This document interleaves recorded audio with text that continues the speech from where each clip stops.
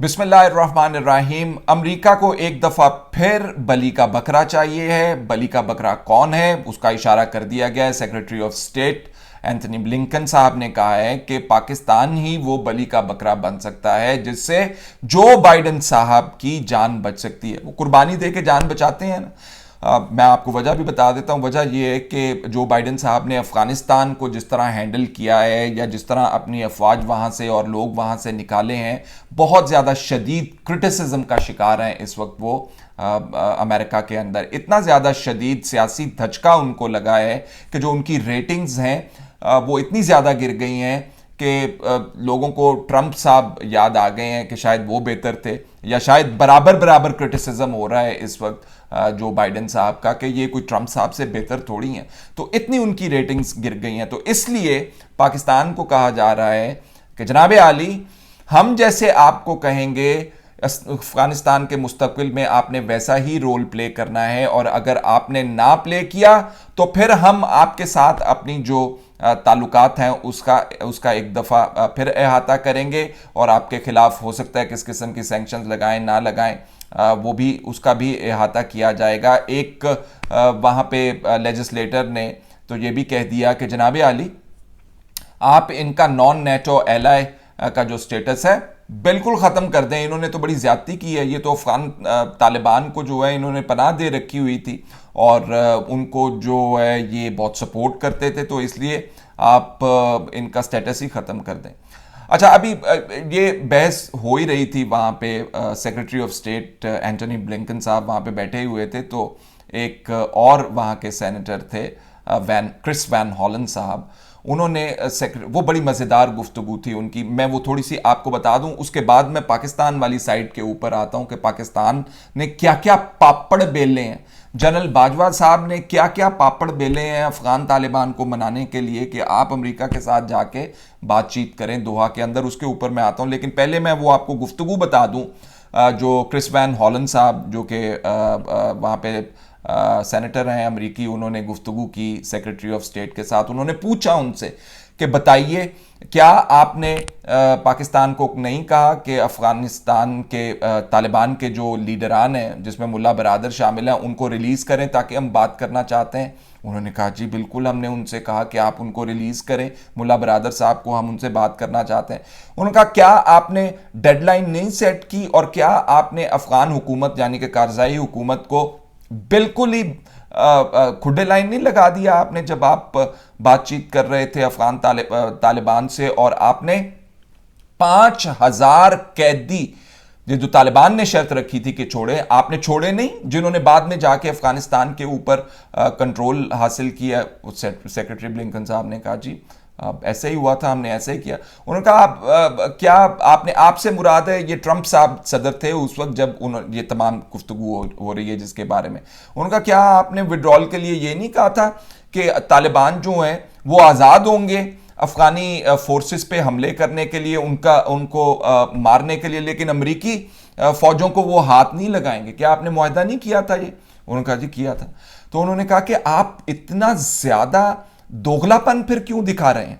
ये एक अमेरिकी सेनेटर साहब क्रिस वैन हॉलन साहब ने उनको कहा। तो ये इस वक्त अमेरिका के अंदर डिबेट जा रही है। वहाँ पे भी कोई ना कोई बंदा जो है वो असल बात करने के हक में होता है, कर देता है। अमेरिका के अंदर इतनी इजाज़त होती है कि आप डर के बगैर खुलेआम बात कर दें। यहाँ पे तो आपको पता है ना कि वो फिर ख़ास किस्म के जो लोग हैं वो फिर आपको नहीं छोड़ते हैं। अगर आप बात करते हैं तो फिर या तो FIA आ जाती है, या तो आपको मुकदमों में खींच लिया जाता है, अगवा कर लिया जाता है, कुट भी चाड़ी जाती है। आपको पता है वो अमेरिका के अंदर बहरहाल दे स्पीक देयर माइंड। उनको पता है कि आज़ादी इजहार राय होती क्या है। बहरहाल मैं वापस आता हूँ। अब जनरल बाजवा साहब वाले पार्ट के ऊपर आते हैं। जब सदर ट्रंप साहब या अमरीकी एडमिनिस्ट्रेशन ट्रंप साहब की जो थी वो उनको क्या कह रही थी, तरले मिन्नतों के ऊपर आए हुए थे वो कि जनाब आली आप ये तालिबान को कहें वो हमारे साथ बातचीत करें और हमले हमारे पर ना करें, हमने अपनी अफवाज वहाँ से निकालनी है, तो इनको कहें कि ये हमारे साथ आके बातचीत करें। तो जनरल बाजवा साहब को क्या क्या पापड़ बेलने पड़े थे उस वक्त जब 2000 मेरा ख्याल है 19 के शुरू की बात है। सहाफ़ियों के साथ एक बैठक के अंदर जनरल बाजवा साहब ने ये जिक्र किया सहाफ़ियों के साथ कि देखिए हम ने तालिबान को ये दो टोक अल्फाज में कह दिया था कि जनाब आली सिर्फ वाहिद रास्ता इस वक्त जो है वो अमरीकियों से बातचीत का रास्ता है और आपको बातचीत करना ही पड़ेगी। ये क्यों कहा जनरल बाजवा ने? इसलिए जनरल बाजवा ने कहा कि तालिबान उस वक्त कह रहे थे कि जी हमने नहीं अमरीकियों से बातचीत करनी। ये कह रहे थे कि हम दोहा के अंदर उनके साथ मिलकर बातचीत नहीं करेंगे, ना हम करजाई की हुकूमत को मानते हैं ना हम अमरीकियों को मानते हैं, हमने नहीं बात करनी। फिर क्या क्या करना पड़ा था पाकिस्तान को? मुझे याद है कि उस वक्त जो है वो आर्म ट्विस्टिंग तालिबान की हमें करना पड़ी थी, या फिक्सिंग हमें करना पड़ी थी, ट्यून करना पड़ा था उनको। आर्म ट्विस्टिंग से मुराद बाजू मरोड़ना, कोई फिजिकली तो मतलब बाजू नहीं मरोड़ा किसी तालिबान लीडर का, लेकिन कुछ इकदामात हमने ऐसे किए थे जिनकी वजह से तालिबान फिर मजबूर हो गए थे कि वो जाके अमरीकियों से बातचीत करें। फॉर एग्जाम्पल मैं आपको बता देता हूं कि तालिबान की सरगर्मियां पाकिस्तान के अंदर हो रही थी। शेख रशीद साहब ने तो हमें यह भी बताया कि ये साथ इमरान खान साहब के पड़ोस के अंदर, बाराको के अंदर अफगान तालिबान के लीडरान जो हैं वो रहते हैं। उन्होंने फिर और जगहों का भी जिक्र किया था, उनको जी पता है हमें यहाँ पे वो रहते हैं। तो उनकी सियासी सरगर्मियों के ऊपर कदगने लगाई पाकिस्तान ने। उनके जो आमदोरफ्त थी उनके फैमिली मेंबर्स की, उसको जो है उसके ऊपर कदगने लगाई और उनको ये बावर करवाया कि सिर्फ वाहिद रास्ता जो है अफगानिस्तान के हल का, अफगानिस्तान के अंदर अमन व अमान का या हुकूमत का, तो ये वो राह दिखाने वाली भी बात होती है ना। तो राह दिखाई उनको कि आप इस तरह मामलात का हल कर सकते हैं, इस तरह नहीं होगा कि आप कहेंगे कि हम नहीं बात करते।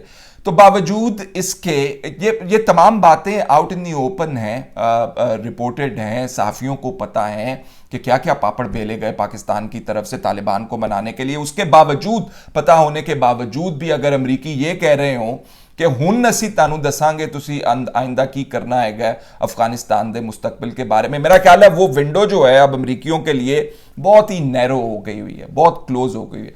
इन्होंने माजी के अंदर भी आपको पता है कि वो ब्राउन अमेंडमेंट, प्रेसलर अमेंडमेंट, ये लगा वो लगा, एटमी धमाके नवाज शरीफ ने किए, उसके बाद ये कर वो कर, बहुत सारी हमेशा कदगने लगाई हैं पाकिस्तान के ऊपर, सैंक्शंस लगाई हैं। लेकिन इस दफ़ा अगर सैंक्शंस लग भी जाती हैं तो पाकिस्तान का फॉरेन ऑफिस कह रहा है कि सानू ठंड है सर, तुसी जो करना है कर लो। और इस वक्त जो Shanghai cooperation SCO Shanghai organisation की, जो कॉपरेशन ऑर्गेनाइजेशन की जो मीटिंग हो रही है, उसके अंदर रशियन सदर बैठे हुए हैं, उसके अंदर चीनी सदर साहब बैठे हुए हैं, इमरान खान साहब बैठे हुए हैं, और ममालिक जो अफगानिस्तान के साथ जिनकी सरहदें मिलती हैं, जिसके साथ ईरान शामिल है, वो लोग बैठे हुए हैं। और इससे पहले आपको याद होगा कि Russia, China, Pakistan, central Asian states के खुफिया इदारों के सरबराह का पाकिस्तान के अंदर 2 रोज़ा इजलास हुआ था, और उसके अंदर ये बातें हुई थी कि अब अफगानिस्तान के अंदर अमनो अमान ही होना चाहिए और ऐसे शरपसंद ऑर्गेनाइजेशंस के लिए जगह तंग कर देनी चाहिए। तो वो जो कहते हैं ना कि टेररिज्म से लीवरेज हासिल करने की भी विंडो जो है वो भी उन्होंने क्लोज की हुई है। और आज जो मीटिंग चल रही है वहाँ पे, उसके हवाले से भी हम आपको बता दें कि उसमें मज़ीद अफ़गानिस्तान के अंदर अमन व अमान के हवाले से, तालिबान की हुकूमत के हवाले से, तालिबान अफ़गानिस्तान के लोगों के हवाले से मज़ीद गुफ्तो शनीद की जा रही है। तो अमरीकियों को भी ये बात पता है, उसके बावजूद वो दरपे हैं पाकिस्तान के, और पाकिस्तान को भी अब बात पता है कि अब वो दौर नहीं रहा अमरीकियों के लिए कि वो पाकिस्तान को हाँकते फिरें रेवड़ की तरह, और उसमें से अपनी मर्जी का वो बकरा चूज करके पाकिस्तान को बकरा बना के उसकी बलि दे के जो बाइडन साहब को बचा लें। मैं थोड़ा सा पस मंज़र का जिक्र करना चाहूँगा कि ये वॉर ऑन टेरर की वजह से पाकिस्तान ने जो नुकसान उठाया है, 126 बिलियन डॉलर्स पाकिस्तान जैसा मुल्क खो दे इंफ्रास्ट्रक्चर के अंदर, लोगों के घर चले गए। सवात के अंदर से हमने 2.5 मिलियन 25 करोड़ लोगों को हमने 25 लाख लोगों को हमने निकाला, उनको खैमों के अंदर हमने झोंका, सख्त गर्मियों के मौसम में, क्योंकि हम वहाँ पे मौजूद होते थे, देख रहे होते थे सारा विड्रॉल का प्रोसेस भी, और जो सवात के अंदर जंग चल रही होती थी। आप मट्टा का नाम ले लें, शांगला का नाम ले लें, अलपुरे, रुनियाल, काबल, ये सारी जगहों के ऊपर हमने खुद जाके जिस किस्म की खूनी लड़ाई हो रही थी वो खुद देखी, जिस किस्म का लोगों के घरों का नुकसान हो गया वो हमने खुद देखा। ये जनरल कियानी के दौर की बात कर रहा हूँ मैं, ऑपरेशन की बात कर रहा हूँ। और बड़ा कंसर्न होता था उस वक्त चीफ ऑफ आर्मी स्टाफ का कि लोगों के घर तबाह हो रहे हैं। तो कहा जाता था लोगों से, एसएसडी के साथ हम एम्बेड रहे तो उनको कहा जाता था कि आप कम से कम आपने घरों को मिसमार करना है या उनको नुकसान पहुंचाना है। लेकिन जब वो घुस जाते थे घरों के अंदर तो फिर कोई आपके पास रास्ता रह नहीं जाता था कि या तो आप शेलिंग करते कोबरा हेलीकॉप्टर से या फिर आप बॉम्बिंग करते वहाँ पे। लेकिन एक मखसूस अंदाज के अंदर वहाँ पे जंग लड़ी गई, जानी नुकसान किया। 83,000 के करीब हमने लोगों जो हैं वो उनकी जानें चली गई इस जंग के अंदर। मुख्तलिफ एजेंसीज़ के अंदर बम धमाके जो थे वो हुआ करते थे। लोग साइकोलॉजिकली बीमार हो गए, लोगों ने अपने बच्चों को खो दिया, लोगों ने अपने बच्चों को इतनी बुरी हालत के अंदर देखा कि कोई माँ बाप वो बर्दाश्त नहीं कर सकता। अभी तक लोग जो हैं एजेंसीज़ के अंदर भी अपने घर तबाह हो जाने की वजह से वापस नहीं जा सकते हैं। दो किसी के घर हों वो भी तबाह हो गए। और हुकूमत जो है वो हमारी इमरान खान साहब की तो बस फिर अल्लाह ही खैर है। हम क्या कह सकते हैं कि वो क्या करें और क्या ना करें, और क्या कर सकते हैं और क्या नहीं कर सकते। ऐसे ही लोग वहाँ पे मुश्किलात का दो चार हैं। तो इन कुर्बानियों के बावजूद, मैं कुर्बानी तो नहीं कहूँगा, ये नुकसानात हमने उठाए। कुर्बानी तो होती है किसी कॉज के लिए आप दे रहे होते हैं, ये तो मुसल्लत कर दिया गया था इस जंग को हमारे ऊपर, और पाकिस्तान को हाँक रहे होते थे कि अब तुमने ये करना है, अब तुमने ये करना है, और अब तुमने ये करना है। ये जब तमाम तर हमने नुकसानात, नाकाबिले तलाफी नुकसानात हमने उठाए हैं। अब उसके बाद अगर पाकिस्तान को ये कहा जाए कि भाईजान डू मोर ते असी तानू नहीं कहते, लेकिन करना तुसी होई है जिहड़ा असी तानू कवांगे। लेकिन डायनामिक्स जो हैं वो चेंज हो चुकी हैं। खित्ते के अंदर एक बहुत बड़ा ब्लॉक बन चुका है जिसके अंदर अफ़गानिस्तान के पड़ोसी मुल्क शामिल हैं, पाकिस्तान शामिल है, रशिया जो है वो अमेरिका के निकल जाने के बाद अपनी इन्फ्लुएंस वहाँ पे इस्तेमाल करना चाहता है, चाइना जो है वो इकोनॉमिक कॉरिडोर के हवाले से वहाँ पे चीज़ें करना चाहता है, पाकिस्तान इकोनॉमिक कॉरिडोर से फ़ायदा उठाना चाहता है, central Asian states economic corridor से फ़ायदा उठाना चाहती हैं। और अगर किसी को इस वक्त शदीद किस्म का ख़तरा लाक है और थर थर कांप रहा है तो वो इंडिया है, क्योंकि इंडिया ने बहुत ज़्यादा जो है अफ़गानिस्तान के रास्ते से पाकिस्तान को नाकाबिले तलाफ़ी नुकसान पहुंचाने की कोशिश की है, पहुंचाया भी है काफ़ी सारा नुकसान। और अब जो कश्मीर के अंदर कश्मीर के लीडरान हैं वो उनको इंतबाह कर रहे हैं, उनको वार्निंग दे रहे हैं कि जनाब आली बाज आ जाइए, तालिबान की हुकूमत आ गई है, तो जो आपके पास लीवरेज था वहाँ से कार्रवाइयाँ करने का वो आपका ख़त्म हो गया। अब रीजन के अंदर जो है वो पाकिस्तान बड़ा तगड़ा होकर उभर आया है। अफ़गानिस्तान जो है एक हुकूमत उनकी अपनी आ गई है।